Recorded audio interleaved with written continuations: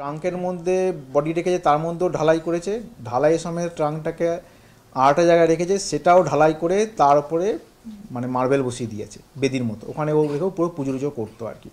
Total এই সারা রাত ধরে এটা কাজটা চলে, আর সকাল 6টা পর্যন্ত ওটাকে উদ্ধার করা সম্ভব হয়েছে।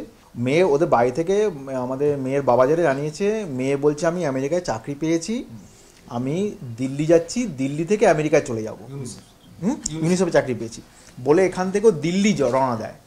যখন আমরা কল ডিটেলস তুললাম তখন দেখলাম যে দিল্লি গেল, দিল্লি থেকে কিন্তু ভূপাল চলে গেল, এবং ভূপালের সাকেত নগরে এসেই কিন্তু ও স্টপ হয়ে গেল।